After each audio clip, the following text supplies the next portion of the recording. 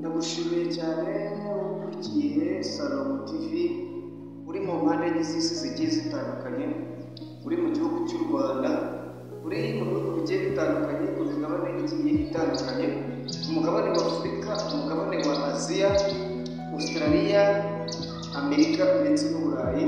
Imana niguhereze imigisha myinshi.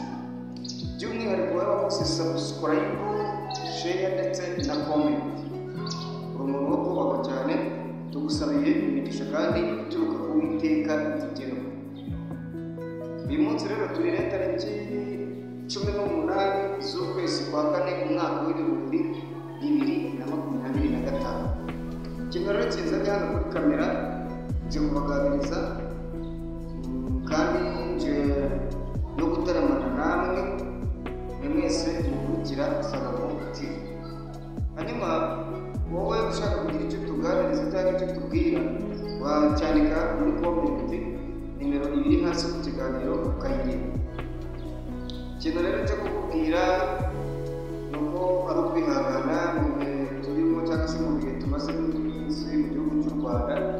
Mwese mwihangane, ibihe turimo ni ibihe bitoroshye, tuvuye mu bihe byo kwibuka abacu bazize Jenoside yakorewe Abatutsi muri Mata 1994. Ariko n'ubundi ntabwo birasoza kuko turacyari mu minsi ijana. Rero mwese mwahuye n'ibyo bibazo, mwahuye n'ihungabana, ndabakomeje kandi mukomeze kwihangana. Gusa twibuke twiyubaka, niyo siroga y'u Rwanda cyangwa se niyo gahunda y'ibyo ngibyo y'ibikorwa tuba turimo. Rero ibyo nje kubaganiriza ntabwo ndi bubarangire cyangwa ngo mbimbe, nje kubabwira ko Imana igira neza. Imana igira neza kuko Imana mu bantu yagiriye neza nawe urimo, mu bantu Imana yagiriye neza nanjye ndimo. Ntabwo rero nabura gushima Imana kuko no kuba nkiriho umuntu umwuka w'abazima nayo ni ukuri ni amashimwe y'Uwiteka. Rero ngaya n'abandi bantu nabo baba batifuriza abandi kubaho cyangwa se batifuza ibyiza by'abandi, abo ngabo nabo babaho.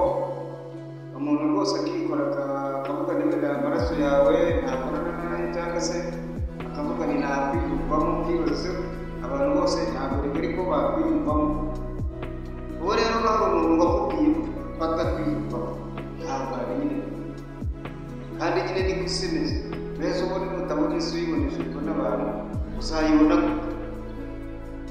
Uhura n'ibibazo ukibaza aho bizaturuka, aho inzira z'Imana zizanyura cyangwa se aho abantu bazagutabara bazanyura, ntabwo byakunda. Inzira z'Imana ziri igihumbi, umuntu umwe niba abuze aravuga ngo ziri inyange ya supanete.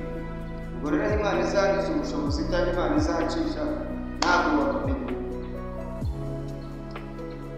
Rero mu biganiro bigiye bitandukanye ndetse no mu byegeranyo tugenda dukora, harimo icyegeranyo kimwe nakoze muri iyi minsi gishyiraho kuri YouTube. Hari abantu babwira ko ukorera Imana kuki wavuze ibintu bijyanye na politiki. Ndavuga rero njyewe ntabwo ari politiki kuko ntabwo nayinjiramo kandi ntabwo nize iby'amategeko ngo menye politiki, ntabwo nabijyamo cyane. Ubwo kwari ukugira ibyo nari ndi kureba nyine ndebe ko bimeze gute. Ni umuntu rero wari ugiriye inama arambwira ngo ukiremo ikiganiro runaka cyangwa icyegeranyo runaka ngo wenda ucamo ngo bigire uko bihinduka kundi, ariko nsanga nyine ntabwo ariko bimeze. Gusa nyine ntabwo nabisiba, nabisizeho, ariko siyo gahunda, nta nubwo ari nayo ntego dufite.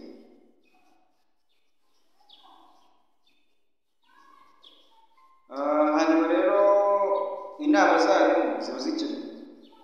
Nk'uko ushobora kureba ibintu tugenda dukora ukandika muri comment ukavuga ati ibi ngibi mubihindure, mubigenze gutya na gutya, nabyo ni ibintu byiza kandi umuntu nabyo yabikora. Rero murumva ko navuze byinshi mu gutangira kandi ndabona bigeze no hagati y'iminota 5 igiye gushikamo, kandi ndi gushaka ko bitarenga iminota 10 ntabwo iri burenge. gusa nyine ndi muri proje cyangwa se gahunda yo gukora indirimbo zo nagiye nkora kera na video nagaragara neza, ndi kugerageza nyine uko nshoboye nk'umuntu, kuko ntabwo umuntu aba yitanze kugira ngo nabe namubone bimeze kuriya. Hari n'abambwira ngo bimeze neza ijana byamera neza, gute se nyine ubushobozi nabwo biba ikibazo. Ngewe nkora ibyo mbashije nk'umuntu, hanyuma uzakenera kugira ikintu adufasha cyangwa akagira inkunga dutera azaduhamagara tubwiye, cyangwa se Imana ifite n'inzira nyinshi. Nizeye imbaraga z'Imana kurusha imbaraga z'abantu. Gusa Imana ikorera mu bantu, nikorera mu bantu ni byiza, kuko ni naho tubonera kw'Imana nyine. Ubwo ndumva mu magambo makeya ntarambiranye, narije kubabwira nyine ko muzajya musharinga izo ndirimbo kandi mukadufasha gusharinga n'ibyo biganiro byose tugenda dukora, kugira ngo natwe YouTube igire icyo tumarira. Kuko YouTube nk'ubu, YouTube yabaye imari, yabaye boro, itunze abantu benshi. Nanjye rero birashoboka ko mu bantu YouTube igomba gutunga nanjye ndimo. Nta mutima mubi rero, udafite umutima mubi kanda kuri subscribe aho ngaho, ukore hariya handitse share, usharinga ibintu tugenda dushyiraho, nawe urabutanga umusanzu wawe cyane. Nongera gushishikariza abantu, hari igihe umuntu aba yarakanze subscribe akongera akakanda, ntabwo uburyo uyikuyeho ntabwo urarekera nyine, kuko uba wariyandikishije. Subscribe ni nko kwiyandikisha kuri channel y'umuntu, cyangwa se kuri televiziyo y'umuntu, cyangwa ku kinyamakuru cy'umuntu, niko tubyina. Ubwo rero nizera ko mbabwiye kujya subscribe, mbabwiye ukuntu ugomba gukora share. Buriya ni ukuvuga ngo iyo ukora ibintu share ukareba n'ikiganiro cye kikarangira, hari udufaranga tujya kuri konti yiwe, yaba mbere urebaho abandi, yaba bigaho ureba n'ibindi bintu, burya uba ukoze igikorwa gikomeye cyane.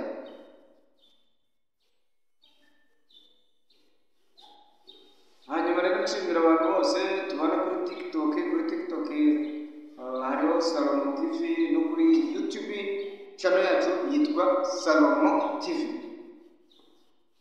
yitwa Salomo TV. Hanyuma abantu bankunda, abantu banshyigikiye mu byo ndimo, mukomeze mugubwe neza, kandi Uwiteka akomeze kubagirira neza. Reka nizeho akaririmbo cyangwa se indirimbo, kuko nabyo ndabikora. Hari indirimbo nshyize hanze ivuga ngo, cyangwa se hari isanzwe hari n'ibyo nababwiye, kuko mfite indirimbo esheshatu, mfite nyinshi mu bitabo cyangwa se mu makayi zitasohotse cyangwa zitarasohoka kubw'ubushobozi, ariko izo nabashije kugerageza nk'umuntu nishyuye. Hari video rero nashyize hanze mu minsi ibiri ishize, iravuga ngo hari icyo mwaka mwana by Salomo Ntakinanimana official music. Rero indirimbo yitwa hari icyo mwaka mwana, iravuga ngo hari icyo mwaka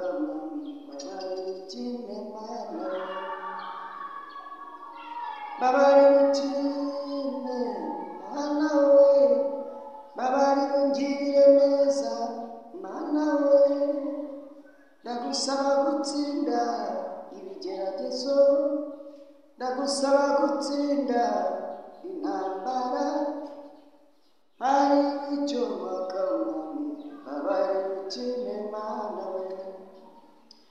Yes, nawe rero Imana iguhereze icyo uyaka, Imana ikugirire neza, Imana igufashe muri uyu mwaka no mu mpera zawo, Imana igufashe mu myaka yose turimo, n'iyo tumaze ku isi nayo tuyikesha Imana, kandi dushimira Imana ko yabanye nawe.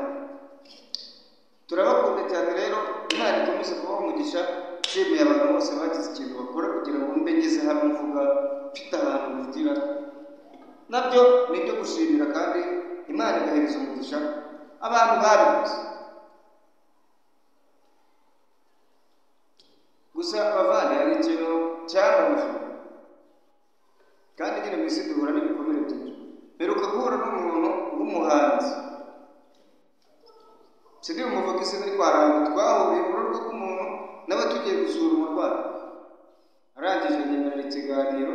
Ni umuhanzi arabizi, ariko n'uyu munsi ngira icyo nkora kuko nari nshoboye kuko se nari nzi ko ariyo, ariko n'uyu munsi ndamuhamagara telefone nayo kandi nta kintu twapfuye, sinamubwiye nabi, ni ikiganiro gusa namusabye yarangira atanabikoze, ariko nyine Imana nimubabarire kuko niko isiteye, wenda se hari igihe bizamukunda nabona iki kiganiro akabona ko namugaye nk'umuntu nawe asesura. Nshimiye abantu bose rero, nshimiye ababyeyi banjye, nshimiye n'umubyeyi witwa mama wa Muhanga cyangwa yitwa nyina wa Muhanga, ndamushimiye kuko yaramfashije bitameze neza bikaze, kandi n'uyu munsi aho mba niwe mu rugo hano i Kigali niho urumva ntabyo ni ibintu byo gushima Imana, kuko umuntu ugufasha yafashije ibintu byinshi. Hari igihe naririmbaga mu bitaramo cyangwa se nabyita nimba ari ibitaramo nimba ari ibitizibiri, ariko gusa nuko bifata kuko yabaga ari amasengesho hano ku musozi tuza guhura nyine yarandemeye n'ukuri Imana imugisha ampereza ibihumbi by'ibi bigera kuri 40 kuzamuka gutyo. Ibyo bintu biramfasha kuva mu byaro byari bikaze. Nituvuge neza y'Imana tujye tunashima abantu bakiriho kuko nabyo ni byiza, Imana yongeramo n'ibindi. Ubwo rero Imana ntabwo yabura kumugisha n'ibindi byinshi ubwo tuzagenda tuvuga, nzamuzana hano kuri kamera za Salomo TV rega mumubone umuntu ari kuko namufuzaho kenshi, n'umuntu witwa Nahimana Vincent, Imana imugisha n'ababyeyi banjye ndabashimiye, umuntu wese wagize ikintu akora nubwo bimeze gutyo ndagushimiye kandi Imana ndabakunda cyane. Rero twagumana tuganira mpaka bukira bugacya, ariko ntabwo nyine igihe kiba kibyemera, ntabwo bashaka kubona ibintu bibaranga. Murakoze cyane rero, Imana ibahe umugisha. Ciao ciao, turabakunda nshuti zacu.